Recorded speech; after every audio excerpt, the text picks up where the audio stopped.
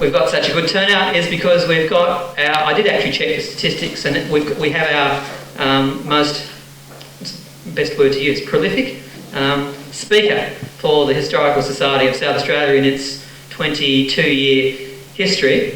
He has actually given the most number of addresses to the Society, and the fact that we have actually got such a good turnout is a tribute to the fact that you all appreciate that contribution to the work of the Society.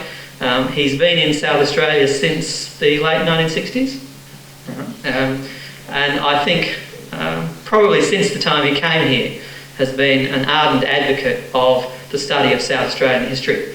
Together with his colleagues down at Flinders University, he's been one of the few people promoting South Australian history at tertiary level over the last 20 years. He's done a great deal of research, published widely.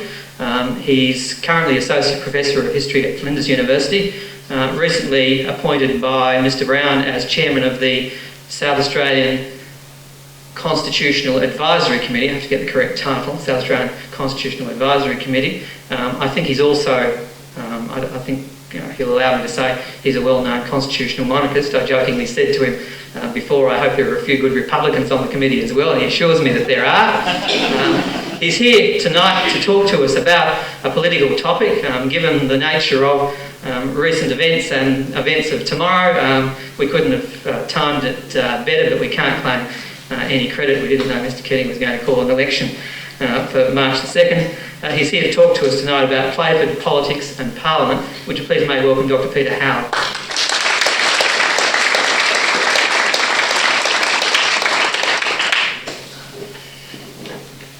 Thank you very much, Mr President, for those kind words. I think it's very appropriate that in 1996, which is the 100th anniversary of Sir Thomas Playford's birth, that the Society should acknowledge that centenary in some way. And although it's a few years since I've actually done any research on Playford, I was very glad to accept the invitation to speak about him, because I think there's still tremendous scope for investigating his political career. Although he was the dominant figure in South Australia's Parliament for most of the 35 years that he held a seat in it, his political principles and his dealings with his parliamentary colleagues have been little scrutinised. And why is that? Well, he's one of the very few South Australians that's actually been the subject of 3 biographies, and or three substantial books. And his first biographers paid most attention to his high-spirited personality and to the things that he accomplished in his 26 years as Premier. Much has been written about his skill in bargaining with Canberra, his administrative style, the degree to which he was influenced by senior officials in the government, his promotion of economic development, his freedom from personal corruption. And yet, these other things that I mentioned have been neglected. Political scientists have sought to explain how Playford, as an on-the-name Premier, managed to win, or at least survive, 8 elections in succession, despite all the social changes and the flood of working-class immigrants from Europe that took place while he was Premier. And so there's been a lot of speculation and a lot of disagreement about the implications of the malapportionment in the electoral system that was entrenched in Sir Richard Leighton Butler's premiership. Some of the political scientists have called this the Playmander, and in fact it really should be called the Butlermander because it predated Playford. And other writers have explored things, some of the more notable landmarks in Playford's premiership, such as the nationalisation of the Adelaide Electric Supply Company and the rapid growth of public sector housing, and his still controversial responses to the case of Rupert Max Stewart. One of the problems is, I think, that a lot of the biographical work that's been published so far has been based on interviews with Playford and his contemporaries in Parliament and the civil service and Adelaide's business community. And the trouble with interviewing survivors is that it puts great emphasis on outcomes and the later stages of the processes that shape them. And while there are a lot of people who can reminisce about the 1950s and 60s, there are fewer who could speak with inside knowledge about what was going on in the 1930s and 40s. and that's provided a fertile field for the evolution of myths.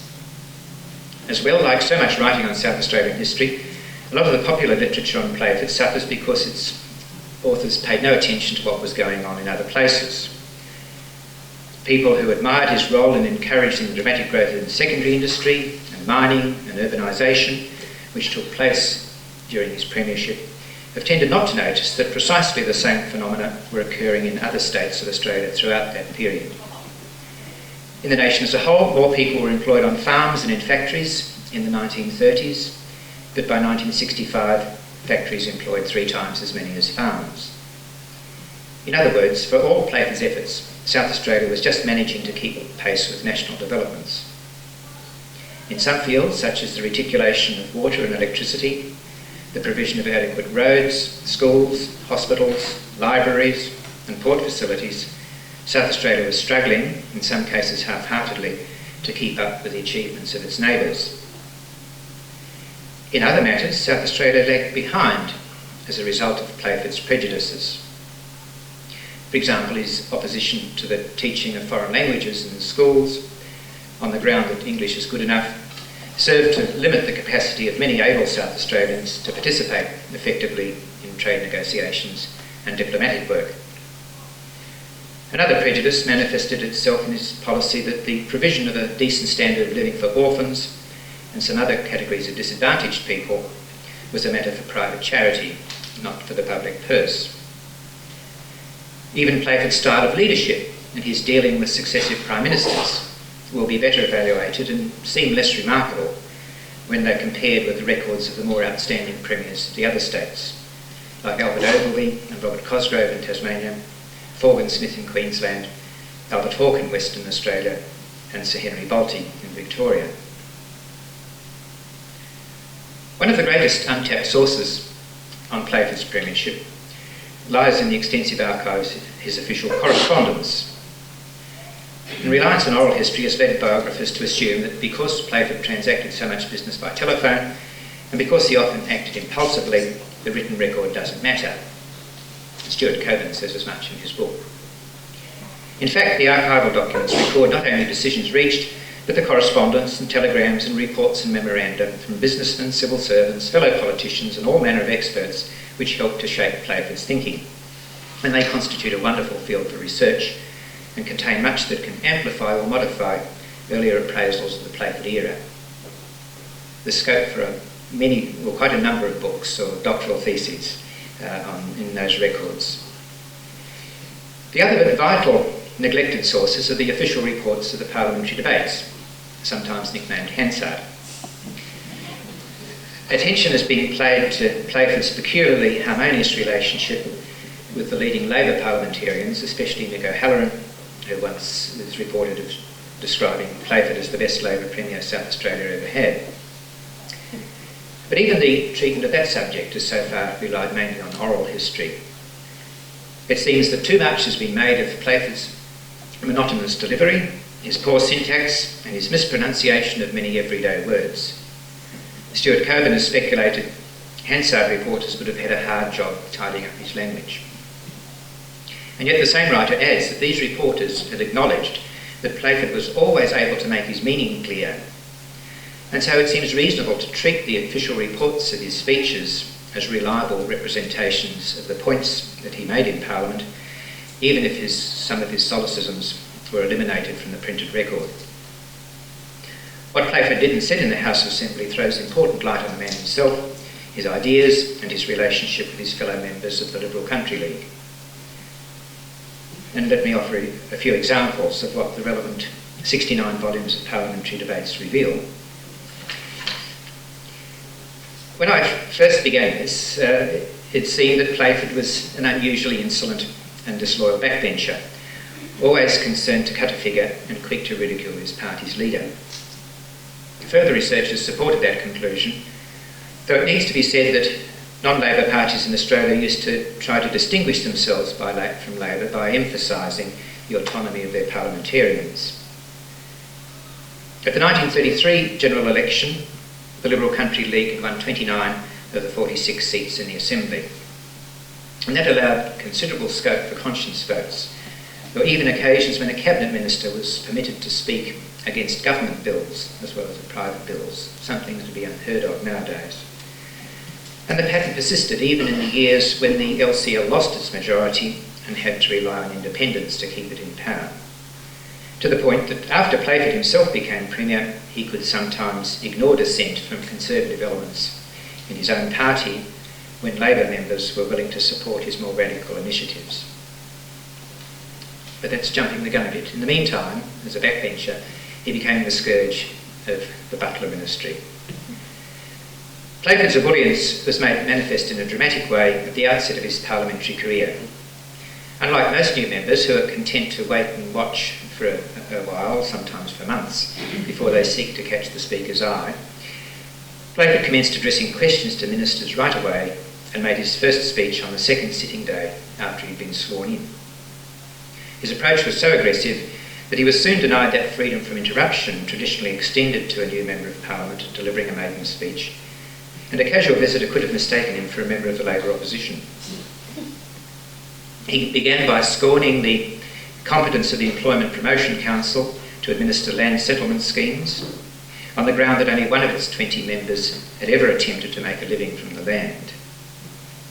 And in Gilbertian style, he mocked the inappropriateness of the qualifications of each of the other 19.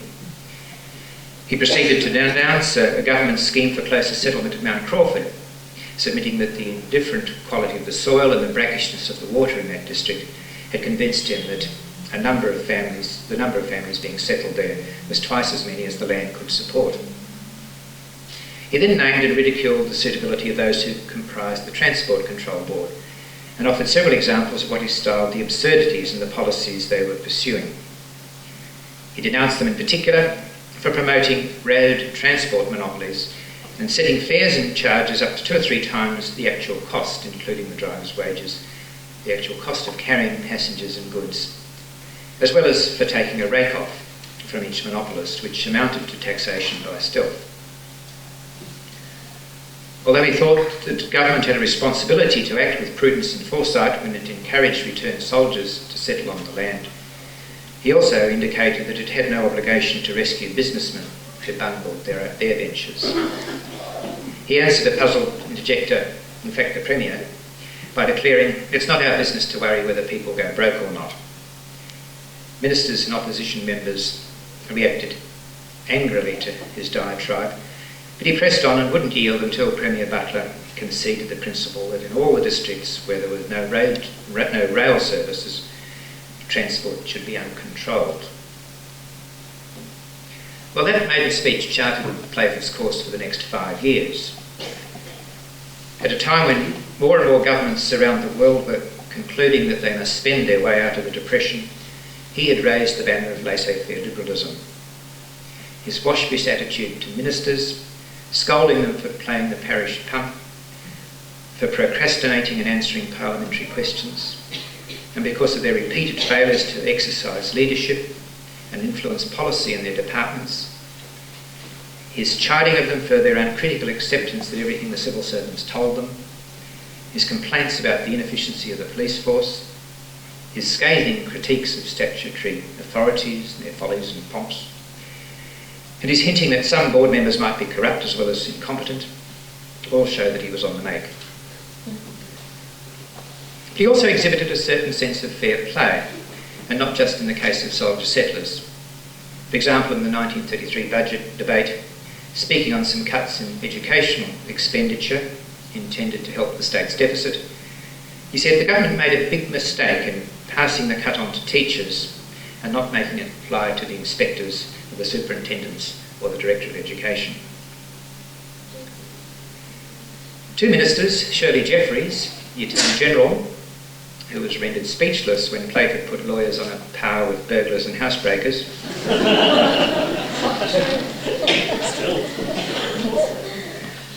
They were his own words. And Herbert Howell, the Minister for Public Works, Railways and Marine, often wilted under his onslaughts.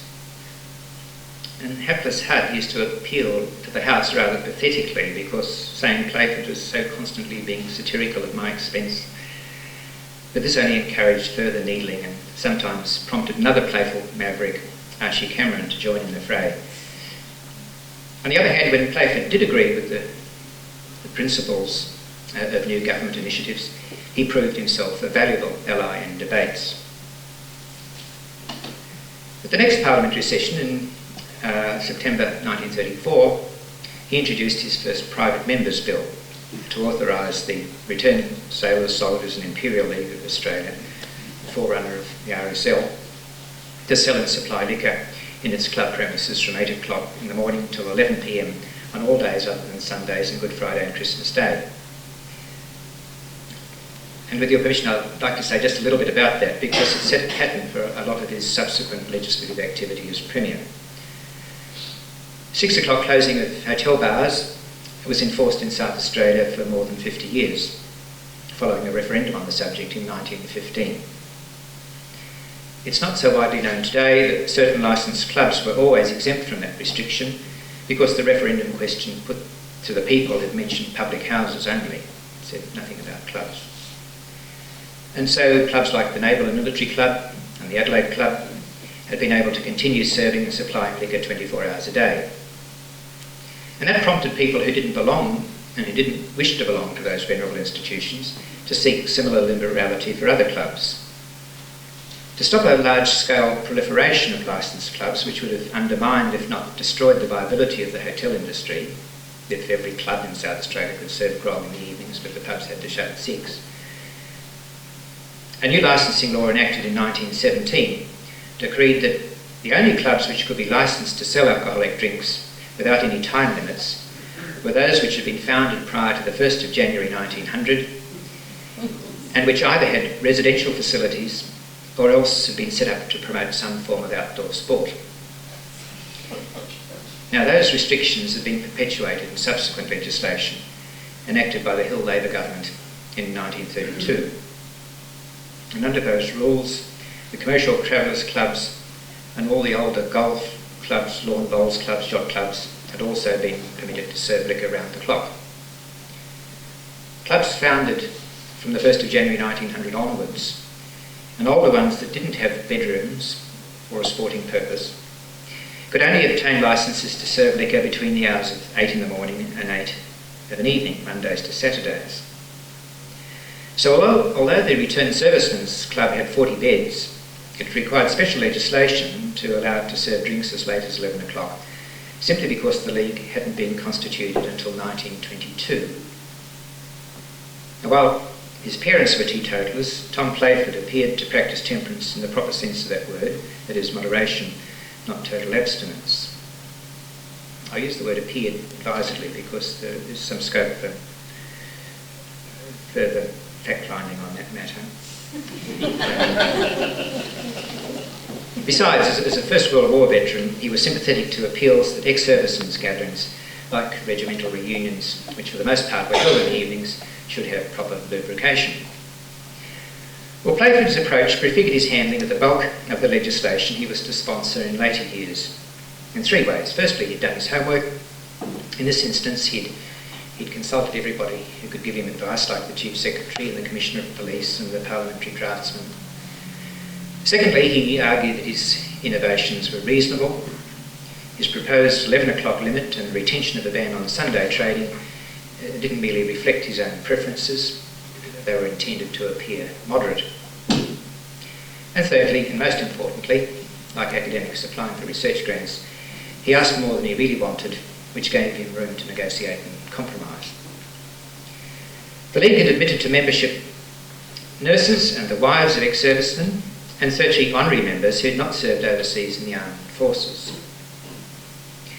As you might have expected, the Women's Christian Temperance Union and the South Australian Alliance lobbied very vigorously against the bill.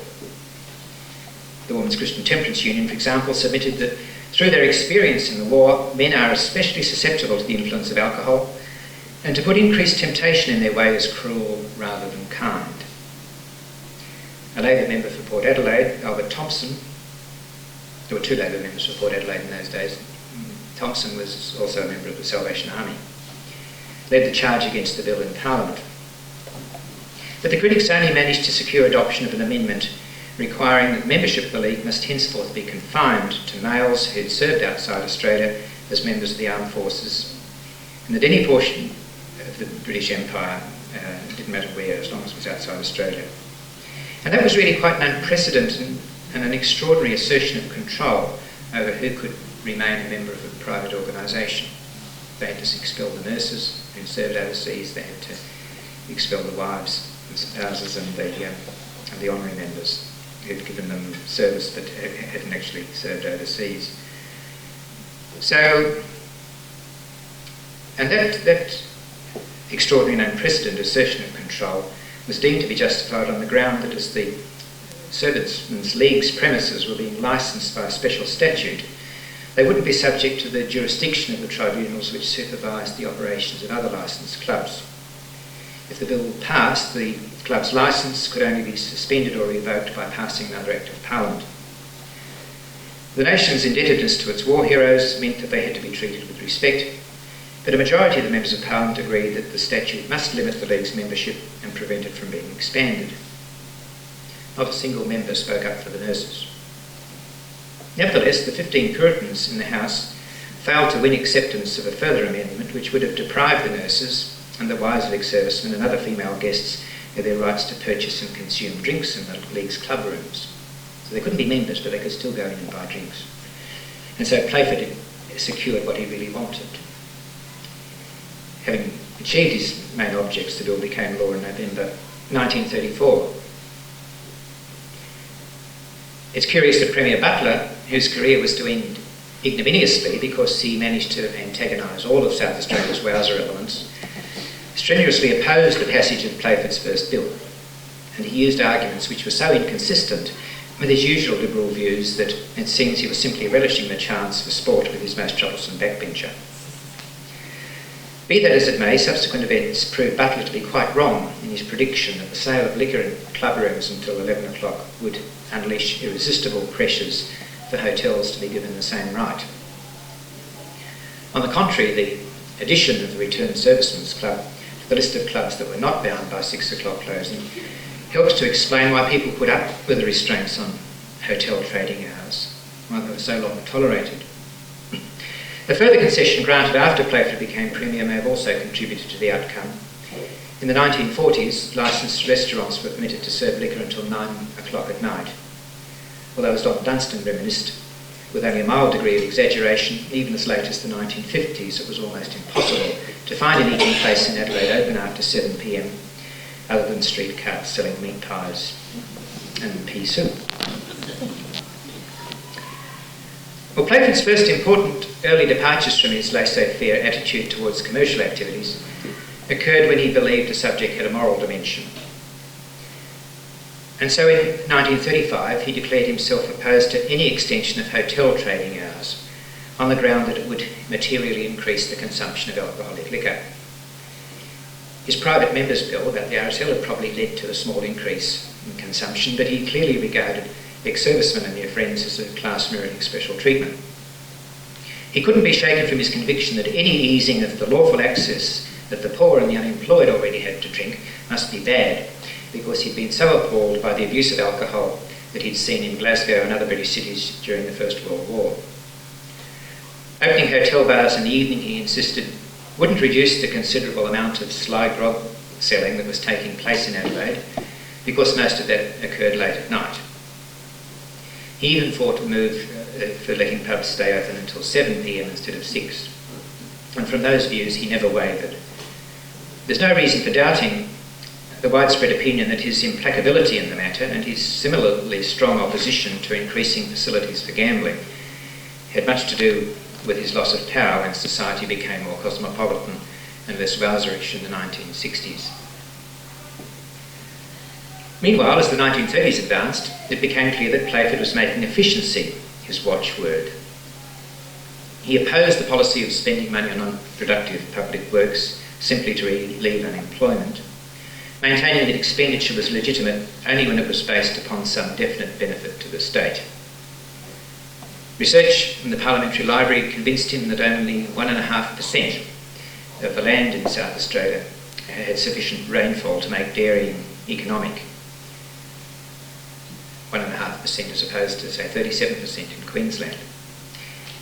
But this was the the very best land that was suited or best suited for other essential forms of primary production, such as stone fruit growing and palm fruit growing and market gardening.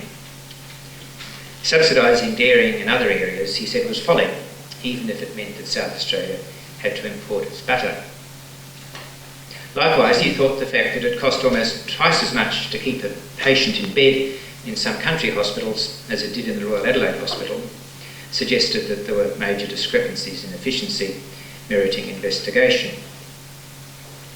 He demanded an inquiry into the Aborigines Department because the cost of subsidising the Point Macleay and Point Pearce farms had risen to a level that on a per capita basis was considerably greater than the weekly allowance paid to the unemployed. That is, the unemployed whites, non-Aborigines. While maintaining that South Australia couldn't function successfully if it was at war with the other states, he was always quick to find fault with the Commonwealth and its agencies. He often mocked the arbitration court for basing its findings on living standards and said that the standard of efficiency has never been considered. At times he foreshadowed aspects of economic rationalism that was espoused so enthusiastically by Paul Keating in the 1980s. Thus in 1934, denouncing South Australian manufacturers for demanding increased Commonwealth tariff protection, he exclaimed, if they began to pay as much regard to efficiency and look forward to the time when tariff protection could be greatly diminished, they would eventually be better off. He was to sing a very different tune after he became Premier and copied Butler's strategy of trying to increase employment opportunities in South Australian secondary industries. And from his first year as Premier onwards, Playford actually sought new forms of protection from Canberra as an incentive to attract manufacturers to South Australia. Although there are these contrasts between what he did as a backbencher and what he did as Premier, in his years as a private member, he certainly did lay some firm foundations for his premiership. His early view that the state shouldn't prop up any inefficient or uneconomic activity was reflected in his long-term attitude towards the South Australian railways. He had no patience with those who were sentimental on that subject. The state railways debt had to be serviced, and as long as operating the railways was yielding a contribution towards those big interest bills, it made sense to keep the trains running. He thought Butler had done well to close the line from North Terrace to Glenelg in 1929, and he supported the Premier's resistance to the incessant clamour for reopening it, although that refusal was to cause the loss of 2 seats to independents in the 1938 elections. Playford didn't like the idea of fresh capital expenditure on the surviving parts of the railway system because he saw that it was being eclipsed by the convenience and lower handling costs of road transport.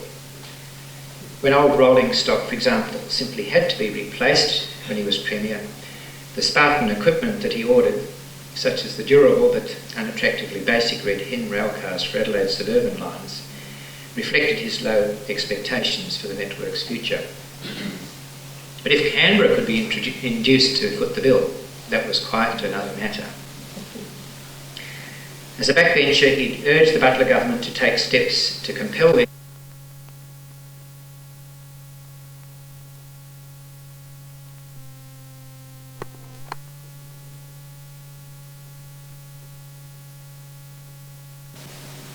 His most faithful supporter in the bureaucracy, Under-Treasurer Gilbert Seaman, concluded he was a political villain. In 1965, the political scientist Catherine West found that Playford was commonly styled a good South Australian but a very bad Australian. And yet, only somebody who was an ardent centralist, I think, would make that judgment.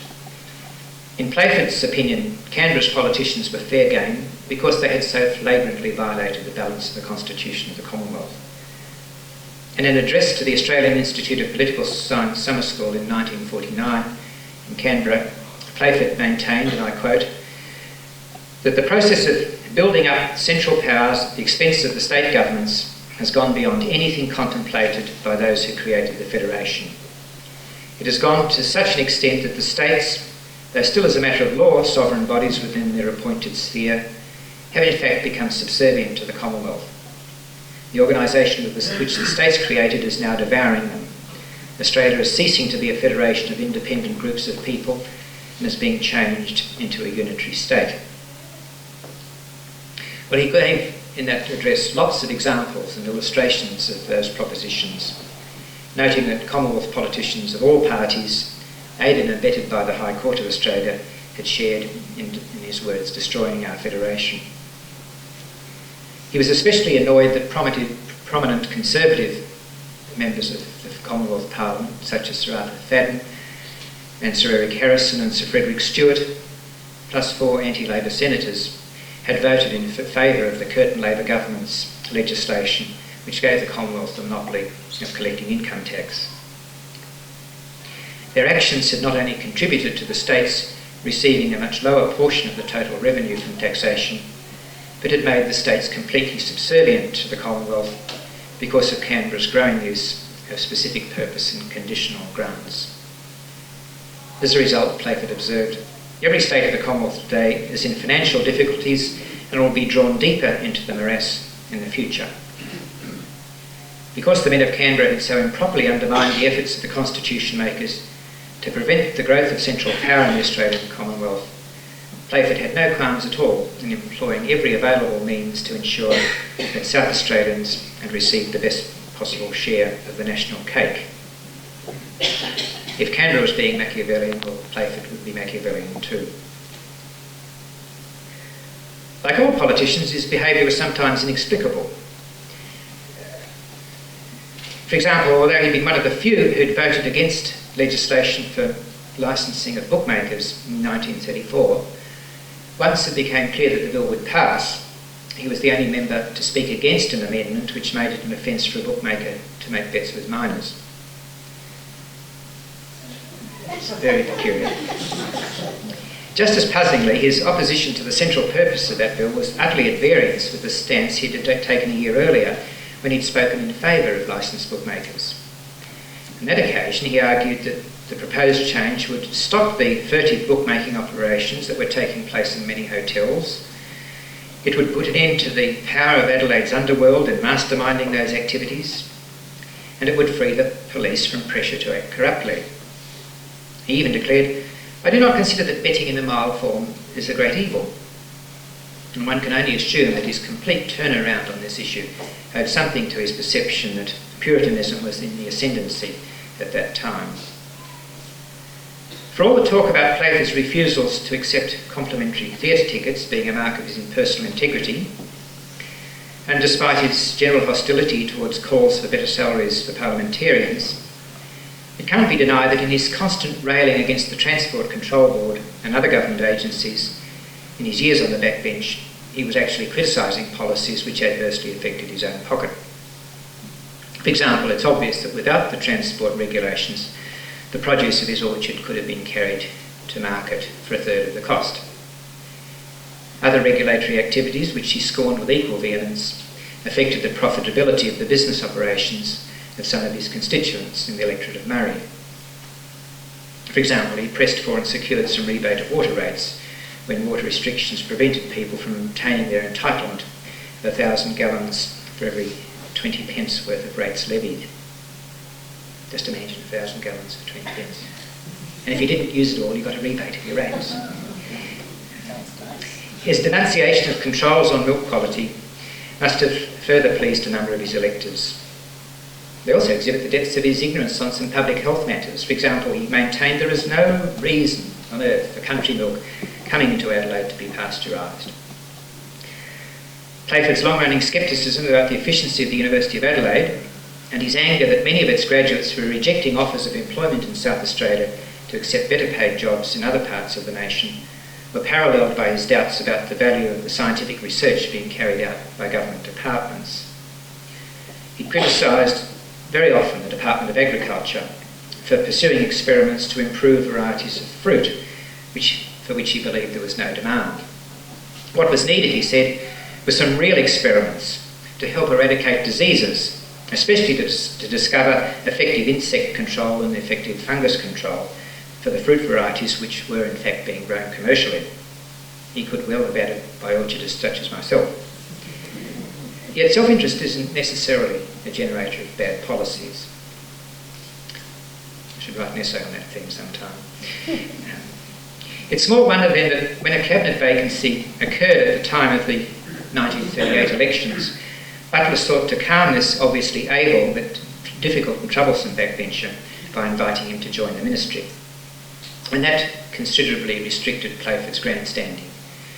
His quizzing of ministers now had to take place in private, not in Parliament. In Parliament he could no longer ask questions, only answer them. Instead of moving for the disallowance of regulations, he was now defending them. And instead of being the flagellator of statutory authorities, he became the champion of all existing government controls. It was lucky for South Australia that as time passed, his colleagues persuaded him to approve yet more controls in the interests of health and road safety. And his retention throughout his premiership of a wide range of price controls, long after other states had abandoned them, as a means of keeping employees content with those lower wages that were so attractive to manufacturers and primary producers, that's still remembered. Even so, it seems that it was his lifelong enthusiasm as a do-it-yourself handyman that led to the regulations for the promotion of safety standards in the building trades, plumbing and electrical trades, lagging woefully behind the rules adopted to protect householders in other states, as I was amazed to discover on moving to South Australia in the 1960s.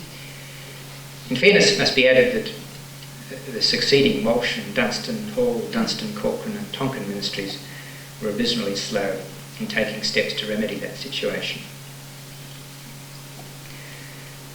The story of Playford's coming to the premiership on Guy Fawkes Day in 1938, only 7 months after he became a cabinet minister, has already been well told by his biographers. But to pursue the policies that became the hallmarks of his premiership, he had to do some more about terms. His conversion to support of tariffs to protect manufacturing, I've already mentioned. Even before that, Butler's success in persuading Cellulose Australia Limited to agree to build a cardboard factory in the southeast, together with the Second World War's disruption of supplies of building timber from Scandinavia, persuaded Playford to abandon all his earlier hostility to setting up pine plantations in South Australia. He now saw that he'd been wrong to insist that the afforestation program pursued by the Hill government, the Richards government, the Butler government would never become a profitable enterprise. He now saw that it would, and during his premiership, additional state-owned sawmills were set up at Mount Gambier and then Warwick. Again in 1936, he'd opposed the establishment of the Housing Trust. That's curious because so many people, and journalists still, when they mention him and associate him with setting up the Housing Trust and give him the credit for it, he spoke very vigorously against it in Parliament and voted against it. The beneficial fruits of the Trust's early operations and the realities of office convinced him that its activities ought to be expanded. In the last year of Butler's premiership, the Housing Trust had built 84 houses. Because Playford learnt that cheap and decent housing was essential for industrial growth, by the mid-50s, the Trust was not completing 84 houses a year, but 1,200 houses a year. There were equally dramatic reversals in his attitude towards negotiations that Butler had concluded with BHP for the construction of a blast furnace and steelworks at Whyalla. I've already talked about that in a paper that's been published in the Society's Journal. And, again, he's given credit for taking the water to Whyalla. Well, in fact, in Parliament, he'd said the very idea of taking Murray water to Whyalla was a pipe dream. That should be totally ruled out, he said. In these particular instances, his change of heart was so comprehensive, as I said, that several writers have assumed quite wrongly that he had a major role in initiating those projects. In fact, Playford provides a wonderful illustration of how acceding to the responsibilities of office can sometimes promote a rise in the level of common sense that a politician exhibits. In some essentials, however, he remained true to the principles that he'd espoused in 1933 and 34. One was that rather individual sense of fair play. In 1940, he wrote to the Prime Minister, Robert Menzies, requesting payment of maternity benefits and old age pensions to all Aboriginal people, including specifically the full-blood Aborigines still pursuing their traditional lifestyle on ancestral lands. Now that really startled the people in Canberra and said that that's the first occasion on which any state government had interested itself in such a matter. While Labor politicians could only see the inequities in Playford's refusals to reform the electoral apportionment entrenched by his predecessor, by the standards of his old-fashioned paternalism, any change would have been unfair to the rural population. And the same paternalism underlay his opposition to lotteries. Even after he'd returned to the opposition benches in 1965, he insisted that a lottery would not further the interests of our people. He declared, "One does not put poison into the hands of children," and added, "I believe that any government setting out to promote gambling is doing the public an injury." While a significant minority of South Australians would still agree with those propositions, it's worth noticing that a similar degree of paternalism, coupled with maternalism, underlies the utterances of many present-day apostles of political correctness, to say nothing of the posturings of the anti-smoking lobby and some of the more extreme conservationists, all of whom are equally disposed to treat the population as children, even if they avoid saying so in speech, like Playford did. Playford's variety of paternalism was a clear sign of his subscription to an ideal South Australia's Freemasons had been professing since the foundation of the province. As Sir John Morford had put it in a letter in 1940 that's quoted in Douglas Pike's book, Paradise of Dissent, maintenance of the high moral tone in the community was of higher importance than facilities for making money.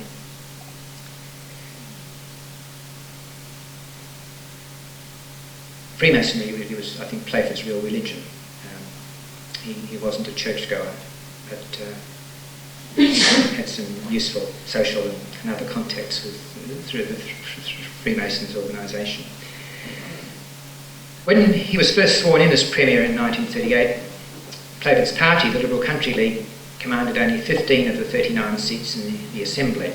The balance of power was held by 13 independents, most of them men of a conservative bent who owed their election to the unhappiness of the state's non-Anglican Protestants with Butler's liberal policy on gambling and other moral issues. Playford's response to that situation was twofold. He used the threat of an early election, which is always an expensive business for independents who have no party machine to raise funds for their campaign advertising, and to dissuade the independents from voting against his government on issues that would have given him an excuse to request the dissolution of Parliament. And secondly, he persuaded his own followers to stop upsetting the Wowsers, with the result that at the 1941 elections, the LCL recaptured 6 seats from the independents, giving Playford a majority in the House of Assembly.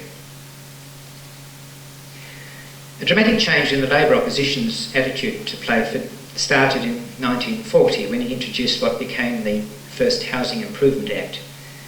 And the principal objects of that measure to improve the adverse housing conditions under which many people were living, especially in the Adelaide metropolitan area, by replacing what Playford called insanitary, old, crowded and obsolete dwelling houses with new buildings, obliging landlords to provide decent housing for a reasonable rent, and broadening the brief of Housing Trust to enable it to accommodate pensioners and other very poor people, as well as wage earners. Wage earners were the only people allowed to apply for Housing Trust houses in the first place, but Playford was going to extend it to these more disadvantaged people. The opposition leader, Bob Richards, could at first only resort to irony to express his incredulity at the Premier exhibiting loving kindness to the poor and distressed. Later, when he'd recovered from the shock, he and his colleagues cooperated to enact the bill, and that set a pattern. Throughout the next 20 years, the Playford government often seemed to be considerably to the left of the Cosgrove Labor government that ruled Tasmania from 1939 to 1958. Many of Playford's innovations appeared to threaten the social and economic interests of the rentier class, which was the financial mainstay of the LCL and which had its representatives in Parliament.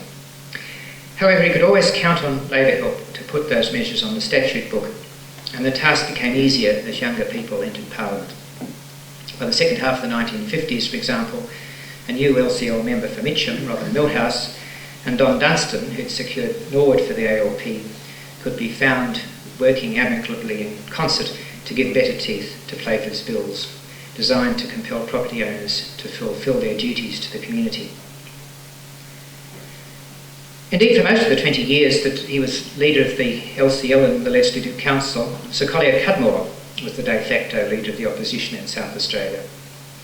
He was a solicitor, a company director, a leading member of the Adelaide Gentry, and Cudmore had helped promote the fusion of the South Australian Liberal Federation with the state branch of the Country Party in 1932.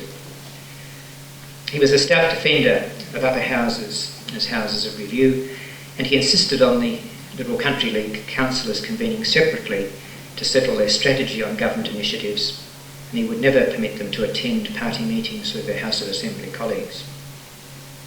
Throughout the years that he dominated the Legislative Council, he sat in the seat traditionally occupied by the Leader of the Opposition, that is, directly opposite the Minister leading for the government in the Council. From time to time, the Labor members of the Legislative Council made a great fuss about this, claiming that their leader in the upper house ought to sit in that seat. That they were the leaders of the opposition, but Cudmore would have none of that. And the Labor people had to be content with the crossbenches, which meant sitting next to the ministers, because Cudmore and his allies refused to budge from their places on the eastern side of the council's chamber. Because he argued against some of Playford's more radical measures, such as the nationalisation of the Adelaide Electric Supply Company, or the government's acquisition of a portion of the capital of Cellulose Australia Limited, and because it said that he once called Playford a Bolshevik, Cudmore has been depicted as a reactionary, which is quite unfair. The parliamentary debates, certainly as I read them, show him to have been an enlightened conservative, someone who was steeped in the political ideas of Aristotle and Burke and Brougham and Adam Smith. His insistence that any rights that might be attributed to private property are necessarily circumscribed in the interests of others placed him poles apart from the real reactionaries in South Australia's parliament, like Sir Walter Duncan. Cudmore did much more than criticise government initiatives. He sponsored bills of his own and prodded ministers to take up many worthwhile causes. He secured in getting much improved traffic laws. He succeeded in getting compulsory examinations for tuberculosis, which had an amazing consequence in reducing the incidence of that disease. He secured pensions for Supreme Court judges. Up until then, they didn't have any entitlement to a pension, and so really there was the very bad situation in South Australia that a judge really had to please the government the day if he was going to have any hope of getting a Pension Act passed in his favour. Cudmore secured legislation protecting circus animals and all sorts of other animals, racehorses. A lot of the reforms he advocated had to wait another generation, because from 1933 he'd campaigned for the setting up a Parliamentary Public Accounts Committee, for more liberal lottery and gaming legislation, and for later hotel trading hours. All of those schemes found it because they were anathema to Playford, but all of them were enacted within about 6 months of Labor returning to power in 1965. But prior to Dunstan's election in 1953, Cudmore was Playford's most perceptive critic, and well over 600 of his amendments reached the statute book, as well as quite a few of his private members' bills.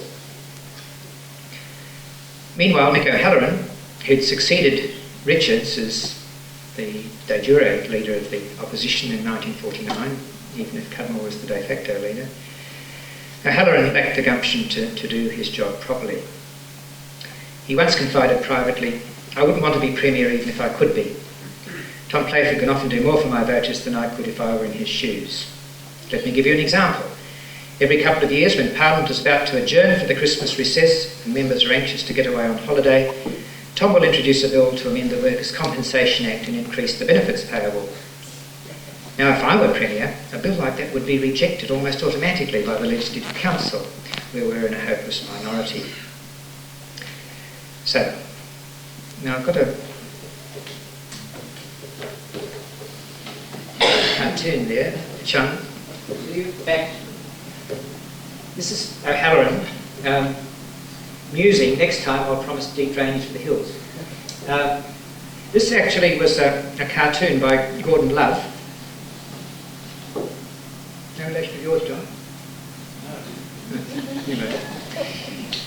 It was found pinned on O'Halloran's door the morning after the general election held in March 1959. And I think it nicely encapsulates O'Halloran's lack of ambition, and it's interesting that he liked it enough to have it framed. And the comment at the bottom is, "Dear member, congratulations on your narrow escape." It's your escape from winning the election. And the best of luck for the next 3 years. The little thing up on the wall framed, "There's no place like Frome." Well, O'Halloran represented the seat of Frome from 1938 to 1960, and the words in the balloon refer to the fact that then as now the rocky terrain of the Adelaide Hills renders deep drainage impossibly expensive, and any promise or rather threat to install it would be enough to terrify all rate-paying voters. So Gordon Love was speculating that O'Halloran had his strategy for losing the next election too. The stonemason Walsh, who was elected, Frank Walsh, leader of the Parliamentary Labor Party when O'Halloran died in 1960, had more ambition, but he was so inarticulate that he was a constant embarrassment to his brighter supporters, as Dunstan makes so clear in Felicia. Nevertheless, until 1962, elections showed that power was at last within Labor's grasp, and cosy private deals continued to be negotiated between the main parties, and they covered matters great and small. I'd like, if I can just have another couple of minutes, to give you an example of these little private deals between the opposing parties. They were not confined to the more dramatic reform bills, such as those like the Housing Improvement Act and nationalising electricity and partially nationalising various other industries, like the cellulose business. But they were also used to remedy personal wrongs and private personal wrongs. And the example I want to offer concerns the case of Mrs. Badcock, who was one of the cooks that Governor Sir Robert George and his wife had brought out from England in 1953 to work at Government House. And she'd contracted to work for a wage of £7.05 a week, or the award wage of a cook in a licensed club in Adelaide, if that was higher. She was given an extra £1.05 a week after she was chosen to succeed Mrs. Caro as head cook at the end of 1955. I found all this in the Government House wages book. A cost of living increase of 7 and 6 a week was added to wages in June 1956. When Mrs. Badcock didn't receive this in her next pay, she approached Lady George, the Governor's wife, who responded indignantly that as the Governor provided her with food and lodging, he, not she, needed any cost of living adjustments. Badcock then contacted the Secretary of her trade union, who agreed that she was entitled to receive the rise, and she reported that to Lady George's lady-in-waiting. The next morning, Badcock was summoned to a meeting in the Governor's study, at which were present Sir Robert and Lady George, the private secretary, and Mr. Frank Piper QC. And Piper handed her a letter informing her that by discussing her wages with a union official, she'd breached a clause in her contract requiring her to keep the Governor's secrets. And that as a consequence, she was being summarily dismissed. A room had been booked for her in a city hotel, and she was required to pack her belongings and quit Government House that very day. She was given 1 week's wages in lieu of notice. But she had another clause in her contract, as well as keeping the Governor's secrets, and she claimed under that she was entitled to the cost of her return sea passage to Britain. The Governor's private secretary told her that when she'd chosen a particular ship and a sailing date, a booking would be made and the ticket would be handed to her at the gangplank when she arrived to go on board. But she wanted the cash equivalent because she wanted to stay in South Australia. When that was denied her, she approached Sam Law, the member for Adelaide, a one-time labourer from Broken Hill, born in Broken Hill, who'd worked his way up through the union movement and had served as president of the South Australian Trades and Labour Council. And Law wrote to Tom Playford, who declined to take any action because in those days the governor paid all his servants from his own pocket and the state government had no direct jurisdiction over those private contracts of employment. Badcock sought referral to a solicitor, and Lawn recommended fellow MP Don Dunstan, who was still engaged in part-time legal practice in his early years in Parliament. After examining her contract, Dunstan advised that her claim for cash in lieu of a ticket would probably fail. But when he discovered that she'd often worked 7 days a week, that she'd only had 3 weeks leave in 3 years, and had never been paid a penny overtime, he calculated that a substantial sum for unpaid overtime would succeed. When that was put to Piper, he dismissed it, indicating that he'd be happy to contest the matter in court. A.L. Pickering QC accepted a brief to appear for Badcock. When we talk about Sir Elton Becker, or Pickering was the QC who planned all these tax avoidance schemes. Anyway, he agreed to appear for Mrs. Badcock. But he died shortly thereafter, and David Hogarth took over the brief, and afterwards a Supreme Court judge. Well, as it happened, there was a court official who was aware that there was long-standing ill feeling between Governor George and the Lieutenant Governor, Sir Millis Napier. Enrolled the action in the Supreme Court lists, not in the usual style of Badcock and George, which wouldn't have attracted any notice, but as Badcock and Air Vice Marshal Sir Robert Allingham George, which meant that everybody knew who George was. And that was bound to attract the notice of reporters, even if their employers chose to suppress the matter from the newspapers. And though Playford had been annoyed by Governor George's demands for a swimming pool and a personal helicopter,